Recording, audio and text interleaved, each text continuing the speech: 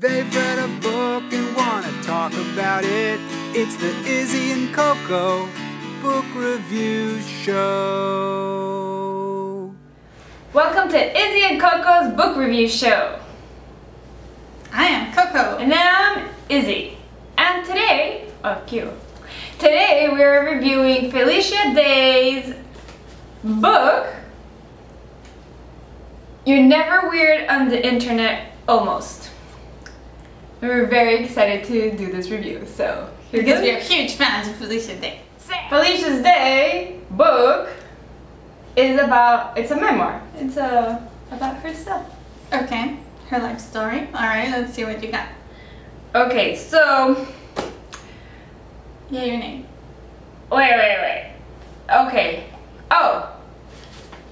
Yay! I loved it. It was so good. I laughed almost every single page. It was so funny, so well written. It was great. Everywhere she took me, there was even some dark there was a dark chapter, and it was very moving, very deep, and I still loved it.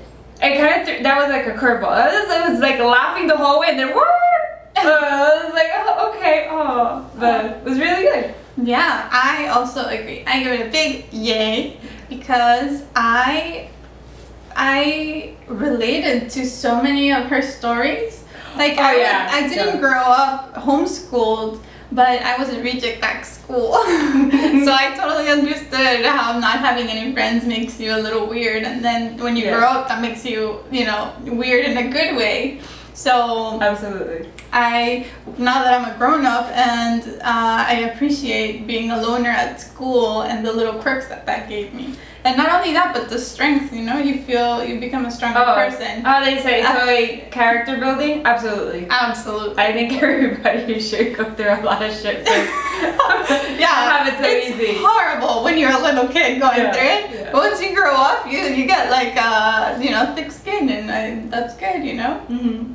So I absolutely loved it. And I also loved her voice. She has a very funny, like, fast-paced voice. Yeah. Like, I read that book, I gobbled it up in pretty much 2 days. In 2 sittings. Mm-hmm. I would have done it in 1 day if I didn't have a bunch of stuff to do. Yeah. It's just like, oh, and she, like, I don't know if that's the way she actually writes, but I feel like it's like hyper speed. I'm like, I'm reading quickly, and her voice is just going super fast in my brain. So it was really fun reading. Oh, good. I loved it.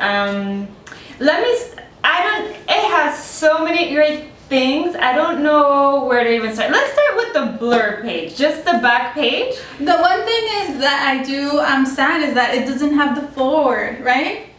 Oh, because it's an advanced copy, so I don't have the foreword by Josh Whedon, which I really wanted to read. We totally missed out. So when it comes out, I'm definitely gonna go and check that out. Yeah, I'm sorry. I'm gonna go because it's scheduled to release in August of 2015. Yes, so when okay. it does come out, go get it. Yeah, this is our first arc. I was very excited because she's one of my favorite. Arc is an advanced reader's copy, and I felt very special being able to get a hold of this. I know. Yes, because I'm glad my first arc was from one of my favorite people. So I wanted to start. Yeah, I'm so sad we didn't get the foreword, but the back page is just like. Also has my favorite people like Ernest Cline from Ready Player One, Neil Patrick Harris, Diana Raybourn, I'm not sure, but oh, I love that I love this author. John Scalzi, I have no idea who he is, but he must be very cool because he's on here, so I will be checking him out. And Jenny Lawson is hilarious. I've heard great things about her. Very recommended, and I think she's next on my list too. So just that, it's just like, it's a good sign of what a great book and it's gonna be. Absolutely. So one thing that she writes about that really resonated with me was that she decided she wanted to write a screenplay for a series, a pilot, and she sat down and she was really excited in theory, but when she sat down to do the work, it was so painful. Yeah. She practically cried herself through the entire process, and it was so hard. And I found that too when I decided I wanted to start blogging. it's gonna be so cool, and I love going out to meet people and interview them and get their story. But then once I have to boil it all down and start writing it, you know, word by word, and it's like so painful for me. I feel like it's starting to get easier, but I thought it was just me. I'm like, I picked something that I didn't really like, I didn't really want to do, but it's good to see that, you know, so other people are going through that too. Yeah, this book reminded me a lot about you. Very driven people, it's like, oh, this had you written all over it. Also, I wanted to go into how I came up, how I even came upon discovering Felicia Day. This was through The Guild. She's very famous for the series The Guild, and it was through Simon. He's the one that shared me, like, oh, you know what? I think you like this show. It is very funny about role-playing games on video games. And I'm not much of I'm a casual gamer. He's a big gamer. Yeah. And I saw it and I loved it. I was like, oh, this is hilarious. We have to watch all the episodes. And then I don't know if that same year or several years later, once I discovered Goodreads, I discovered Felicia Day there. And I'm like, oh, I'm curious to see what kind of books she read.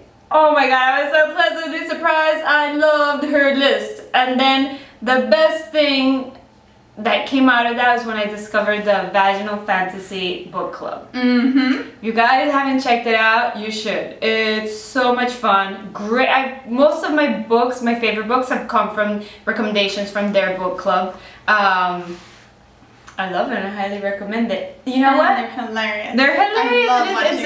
I love them all the ladies in the Vaginal Fantasy. I know. That's the only complaint, and it was a very tiny one. It was like, she did not mention much about her Vaginal Fantasy. Yeah, it book was club. In passing. Yes, in passing, and I feel like she has a really big following through the Vaginal Fantasy, and I'm amazed how much it's grown since I started watching it. It has so many followers, it has so many people interacting with them that I was like a little bummed out, because my main thing, I mainly know her mostly is through the Vaginal Fantasy Book Club. Like, I am not big Supernatural fan, my husband is, but whenever she's in one of the episodes, I make sure to catch it. So yeah, I was a little bummed out about that, but I still love the book. I should still read it. And also, like, if anybody is gonna like read it, is like her book fan followers. Like, these are all people that love books, and if I feel like that was a big chunk of fan base that I felt like she didn't include. Yeah. Oh no, how about I couldn't stop laughing about her crush on Jesus. Her family was not very religious. Oh my God, and she would call him JC. Me and JC. Oh my God, that was so funny. Her crush, fantasy crush on Jesus, and then calling and then she mentioned, like, later, I think she was over, and then she mentioned, like, oh, she prayed to her ex-boyfriend's dad. I know! And, like, it took me a second, they're like, oh God, oh my God. I was like, oh my God, you're hilarious. And so impressed. Like, I've always known she's super smart, because I was very impressed when I found out that she had produced, starred, written The Guild. Oh yeah, I was impressed just by that. Yeah. How about her, how she's like a little super genius who went to college at 16. I didn't know. Autodidact, because she taught herself through books. She didn't go to school, and her mom didn't do such a great job of teaching her. So she taught herself. She is a little prodigy at the violin. I'm like, she did a degree in mathematics. Yeah. I was like, holy moly. I knew she was smart. I never took that away. Like, I know she was smart, but I didn't know she was like a genius. I know. I was like, because sometimes you look at her like, oh, she's so cool, you know, she's so smart, I want to be her, and then you're like, oh, well, she's got a tint of genius in her, so I guess it's not that reachable. Yeah, and non-stop working. You can see, like, oh. So, speaking of her being a violin prodigy, how, like, couldn't stop laughing. But let me see if there's, oh no, you know, I don't want to spoil it. I won't show it here, but her recital poster at the end. Oh my God, that was awesome! Oh I was like, this is amazing. Yeah, no, that, and plus, it's so funny because she didn't go to school for marketing or anything, but she's a little marketing machine. Yeah. You know, it is just everything so talent that comes to her. Like, it was great. It was great seeing her backstory, how she got there, and it wasn't so easy, her trials. And yeah, it was hard. And I also like seeing the side from the other side of Comic-Con. Yes. That you go to Comic-Con and you want to meet these famous people. So in the back of my head, I always get this little feeling that they're like, oh, I can't wait to get away from these nerds, you know, or like, you know, I'm not really interested in all these people and my fans or whatever. But it was really interesting to see her side where she actually has a warehouse with all the things that they give her, and she really takes care of everything. And when like people tell her stories, it was like I almost cried when she was telling me the stories of her fans. Like, yes, to her, these are my 2 points where I was like, I choked up. First was when she's with her dad at Bed Bath & Beyond. Oh my god! The validation of her dad, like finally understanding what she was doing, was like, yeah, she got there. She like he stopped like insinuating like, are you sure you don't want that law degree? Yeah. And then with her fan, like I can understand why she went behind of when that fan gave her the artwork. It was like, oh, yeah. It was like, well, like what a nice person. Like, and I'm sure there's celebrities that just can't wait to get the hell out of there, but it was like, it was very impressive. And now that you mentioned that scene with her, when she talks about when she's a Bed Bath & Beyond with her dad, it makes me, you know, I feel I went through the same thing, you know. I got the safe degrees because my family wanted me to get the safe degrees. And now I'm, you know, starting to distance myself from that trajectory, and I'm still in her stage before Bed Bath & Beyond, where people are like, oh, well, what are you gonna do? You have all these degrees. So what are you doing with yourself? So hopefully it works out and I get my Bed Bath & Beyond moment. Yes, oh, I know, it was so sweet. And you know what? I think both of us can totally relate. It was so funny. Probably almost any daughter, but this part, I was like, of course I shoveled things into the cart I wanted for myself that her dad's paying for. So he'd pay for them. I don't care how old you are, that's a daughter privilege. Oh my god. Absolutely. We're married, we have mortgages, like we have like grown-up jobs, we pay our bills, but I get so excited when my dad's in town and I'm like, free dinner! Yay! Let's go have dinner, Dad! Oh yeah, that's so funny. So, yes. Oh, they're so cute. So many parts. Her crazy upbringing. Oh yeah. They're just off on their own, these kids, and her mom would go like yell from the living room, study! That's all she did. However, I found it really interesting how really they ended up getting into video games. The first one to really play video games was their mom. Yeah, that's interesting. Yeah, that just clicked right now. Yeah, it was her mom that kind of got them hooked. Like Felicia saw her playing, and that's like her love affair with video games started. And I love it because I can relate that because my mom, I remember when we were like in the 80s. Atari! Yeah, Atari, and she got this crazy console, it's called Vectrex. Oh, sorry, that's what I call Atari. Okay, the Vectrex. This big fat console, and like the controller would come out of like the TV. And I remember my mom always playing and letting us play. A little triangle, and the landscape would be like these lines, you know, that were mountains, and you try not to crash against them. So, and I love that. Yeah, and our mom always she loved Tetris. Well, we got her little Game Boy because she wanted to play her Tetris. Oh my god, yes, she's always been into video games. I thought it was cute. Like I was like, aw, your mom likes video games too. Aw, that's so sweet. Yes. You know, when she talks about her whole breakdown, she keeps, every once in a while she mentions her boyfriend. Yes. I was like, oh my god, that guy stayed there that whole time? That guy is an angel. I know, the guy's a saint. Yeah, so that's, okay, so, well, let's talk about the fun parts yet, and then we'll get into the dark side. Okay, yes.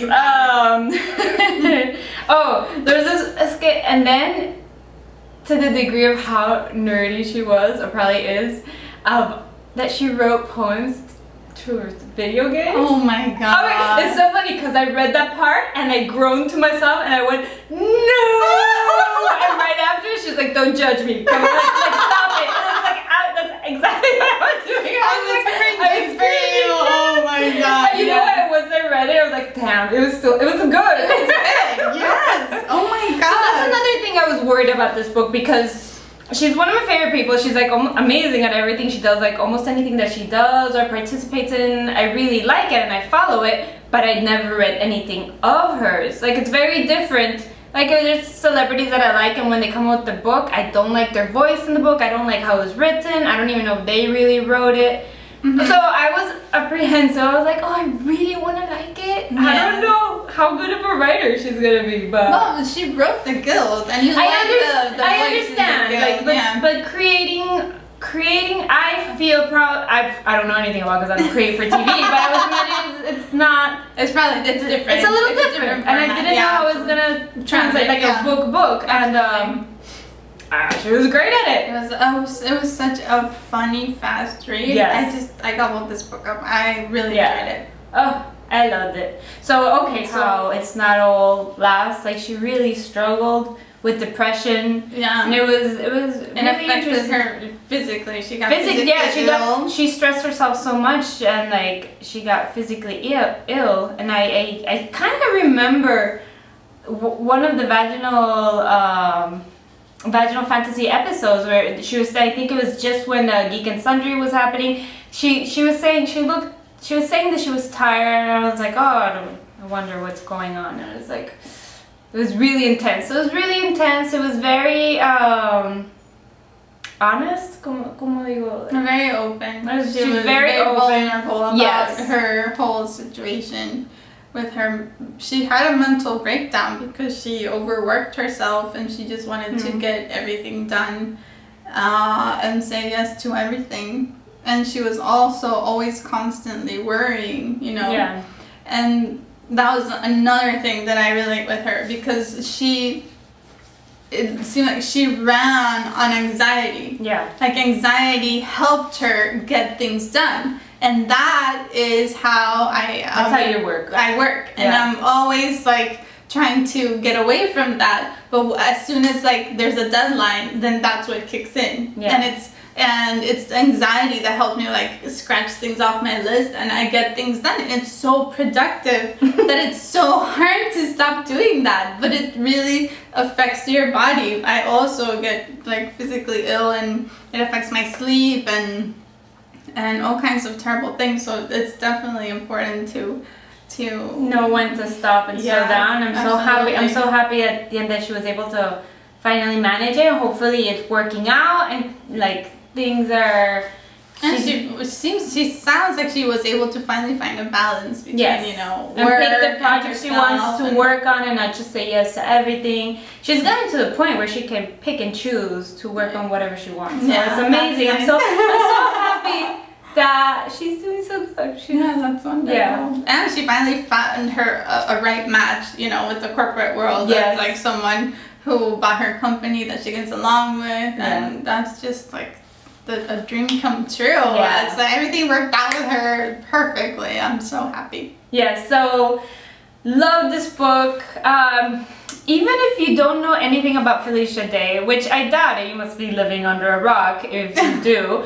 But that's funny because you know her. She's a superstar, but she talks about that in the book. But there's all these people who don't know who she is. The Hot Topic kids. Oh my god! I'm like, yeah. I would have totally been them defending her, like, rude mom. You don't know her? How dare you? Yeah, you don't know what you're missing out on. I think if you're a gamer, if you are a feminist, if you are someone who likes to read, who likes funny books, if you you're an overachiever and likes to get lots of things done, it's a great story. Yeah, pretty much everybody should read this book. If you just like anything funny, you should check it out. It's hilarious.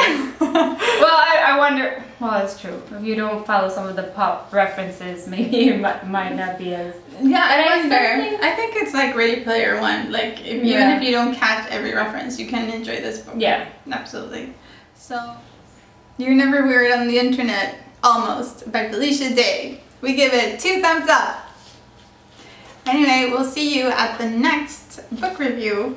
Check us out in the meantime at dapperanimals.com. And if you have any comments or questions, email us at books@dapperanimals.com. Ciao!